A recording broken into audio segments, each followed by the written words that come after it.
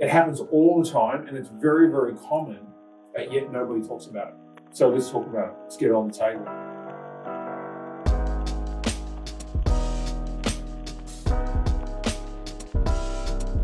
Hey, Lawrence here. Welcome to Business Beats. Just doing a quick take today. Today we're talking about commercial neurosis or business neurosis, right? We had an instance in the business where we audited a couple of things and we figured out that what we're doing has somewhat blown a little bit out of proportion in terms of company policies and processes and systems. So today's app is motivated by a 3-hour meeting that I had with our operations team in the office here. And I've always had this concept of commercial neurosis, right? So it's about the human being being quite neurotic in terms of their application inside their career, their job, inside a business or company. And that's sort of where it comes from, right? And it's normally attached to things like processes, systems, and admin. So today I'm going to unpack that a little bit, talk about it, because no one does. I think it happens all the time and it's very, very common, but yet nobody talks about it. So let's talk about it. Let's get it on the table. So let me define this in a really simple way. Commercial neurosis, right, or business neurosis. So what happens is, this is what normally happens. So you employ a person, you bring them into the company. So they've been working somewhere else for 5 years, for example. Now they've created all this IP. So they bring that IP with them, right? So it's in their little luggage bag they wheel in the door when they first start, or they roll it out a few weeks after they've commenced. And what they do is they start to build stuff. So we're not talking about senior managers. Well, they can do it. And then you have, your lower level people who are doing the execution and all the tasks. But there's this middle management section, which normally where it's driven from, right? So what they do is they get their little bag of IP and then they start chipping away at things and start building stuff. So what that means is they start adding processes on top of processes and systems on top of systems. And it could be an API, it could be a plugin, a piece of technology, right? That's sending automated SMSs, emails and all this stuff. And then they're creating workflows inside CRM systems.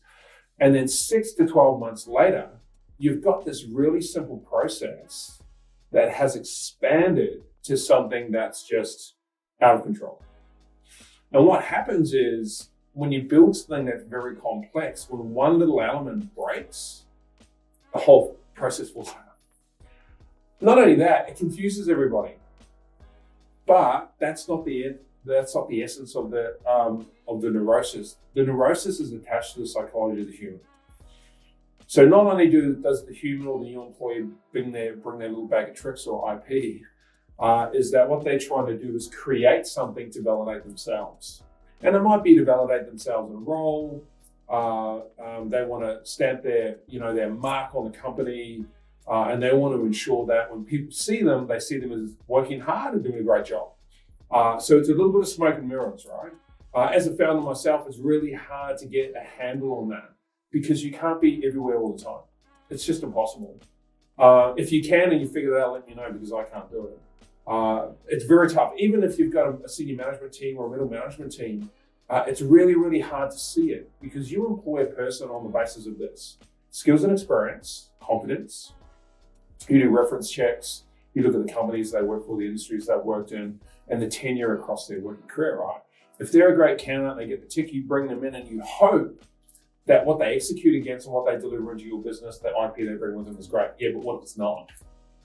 You're in trouble. And if you don't see it, what happens is they build this enormous thing that you didn't need to build in the first place. It's cost you lots of money and lots of resources and time. And now your business is in trouble from an operational perspective and it starts to shake a little bit. You normally see the signs of this when people start complaining, right? It'll come from the customer first. And then you'll start to see employees who start saying, why do we do it like this? Like, it doesn't make sense. It's such an easy way to do it. And then the manager normally stamps that out and go, oh, no, we do it this way. This is the way we've always done it. Which, by the way, is the most dangerous phrase in business. No one should ever say that. It tells me that they don't know what they're talking about and they actually don't know why they're doing what they're doing. So I work on the foundation of first principles. So I would normally say, well, why do we do this in the first place? So explain it to me. Because if you can't do that, well, then I question it. Why are we doing it? Engineers are renowned for it. I have a bit of a joke. What happens when you put 4 engineers in a room? Nothing. Sorry, all the engineers watching. But it's sort of true to a point, right? Because it's just the complexity and the over-engineering of something that could essentially be quite simple. So, my advice would be take it back to first principles, keep an eye on it, and watch what people are building in the back end. So keep it streamlined, keep it simple, keep it one-dimensional, and keep it effective, right? Less is more, if that old adage, if you've heard it before. Less is more. It doesn't need to be complex. And it's about iterations as well, which I've spoken about before. When you build a process or a policy or a system, keep it simple. Use it for a period of time, analyze it, see if it works, and then start to build it and iterate it. But you don't do it through quantity. Less quantity is better, because that means it's more efficient and it's less prone to break. And if it does, it's easier to fix, right? The other thing with that as well, that neurosis that creates all these big processes and systems, it slows you down. So when you need to pivot, the market will move or the market changes, you've got this big ship that you have to slowly steer in a different direction. But if you're nimble, you can move overnight. Like, it's that simple. Governments are like that. State governments and federal governments, they move so slowly. You've heard the term, there's so much red tape. Well, you know what that red tape is? It's people inside the business being neurotic, creating things around them to make them look good. It's crazy and it's bullshit, because companies don't need it. And in fact, it should be the opposite to that. Sometimes I think, some countries are 10 years behind that country. Well, it's because the government systems and policies that manage that society are cumbersome. They're slow, right? So it takes society long to grow. And then you'll find one that's very progressive. You'll find that some of those communities are leading the technology, they're sharp, they're fast, and they move quickly, right? I understand the importance of governance though, and I get that. And I think that's really important. Moving too fast can be dangerous, but moving far too slow, I think, can be worse. So you've really got to figure out what works for your company. So back to neurosis, commercial neurosis, right? So the motivation, as I said, behind this app was I did an audit of a couple of business units that we own, and I found this. And here's a couple of examples. This will give you a really pretty good understanding and unpack this whole neurotic component. The first component, by the way, is psychology, right? It's the human being creating protection around themselves. So they build a little barrier around themselves. Hey, look at me, I'm working really hard. I'm really good at what I do. And then what they do is that they make it so complex is that no one else understands it, but they want that. Because that means that, well, I'm the only person that can do this. No one else can do it. And if I'm not there, nothing's going to happen. And then what happens is manager will normally push on that person, hey, look, we need someone else to learn this. It's a bit of a risk that you do it on your own. And then in some situations, if that person left, now you're in a position where you haven't unpacked it all. And it's very costly, it's very damaging, it affects the customer, the outcome, the team, staff, right? And it can cost you a shitload of money. Like in one instance, in the audit that I did, it probably cost us about $250,000, or and then with the resource cap on top of that was about $400,000 that we didn't actually have to spend. Again, I'm the founder, all on me, my responsibility, and I take that responsibility because we are ultimately responsible for those types of things that happen in our businesses and in our companies, right? Even though we have layers of management, I think all founders and CEOs should take responsibility. So that said, though, just you've got to be aware of it, or even make your leadership team aware of it, because it's going to kill the business. So let me go back to the example. So we had a process where in our education brand, training brand, where it was taking 2 to 3 weeks, right? It's a long time to onboard a customer, right? Just to onboard a customer, 2 to 3 weeks. And in some cases, in really busy periods, it could blow up to 4, So let's just say it was 3 weeks on average. We pulled a couple of levers, reduced the process, and that 3 weeks went down to 24 hours. 3 weeks to 24 hours, right? So what that does is the customer satisfaction goes through the roof, the resource cost inside the business drops dramatically, and the team are happier because they're not having to carry all this cumbersome administration just to do one simple thing. We're in a time now where we're just over-engineering everything. If you can build a company and a business, a process, a system, a group, or whatever, and you can keep it simple, you can dominate, right? You can really dominate in the market. Now, if you can incorporate that with really high-end technology, if you wanted to use AI or whatever type of technology, if your systems are really, really simple, the technology will integrate quite simply. When they're complex, mate, it's a struggle. Try and throw an API or a plugin at a business that's using 4 pieces of technology. In this company, we have 3 key pieces of technology. Actually, no, sorry, 4. And 2 of those are financial, 2 of them are operational, right? So that's simple. So we can operate and streamline our business pretty quickly.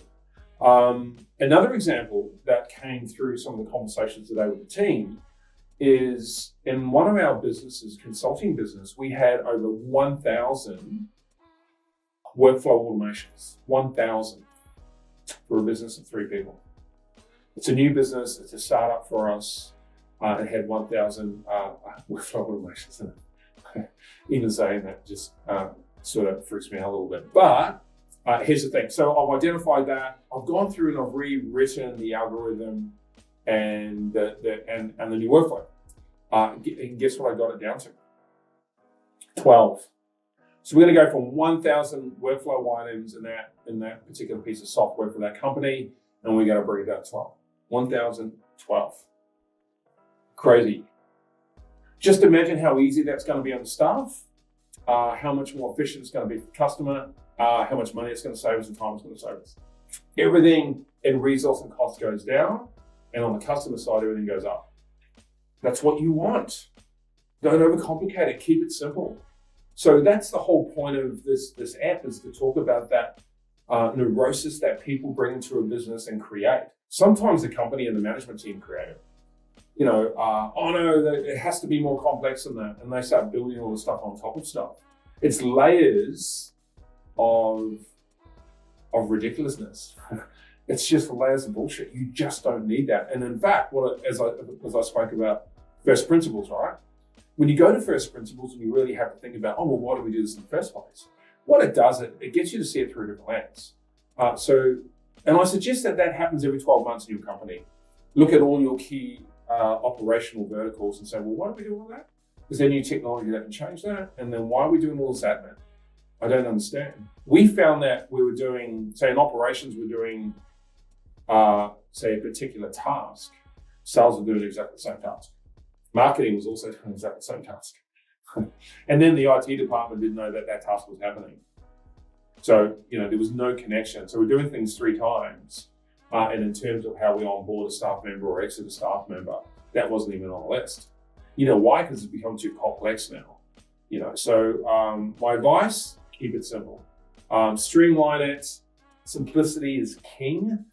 But just keep it effective, right? And here's the thing. Keep it simple doesn't mean that it's not complex. Not at all. Because you're going to have pockets of simple components around the business that will create your overall workflow plan. But it can be here, but you just don't need it there. You just don't need it to be that big. So that would be my advice.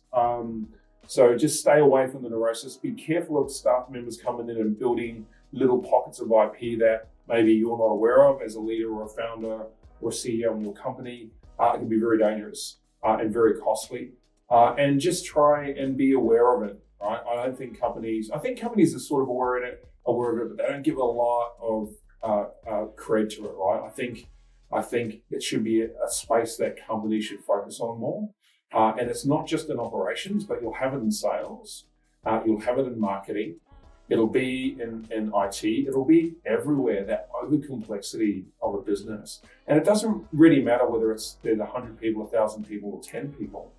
It's going to be present in all of those. So be aware of it. So look, that's all I've got for you. I hope you got something useful out of that. Hey, if you like this app, please subscribe if you can, and ding the little bell so you can get the reminders. This is a not-for-profit venture.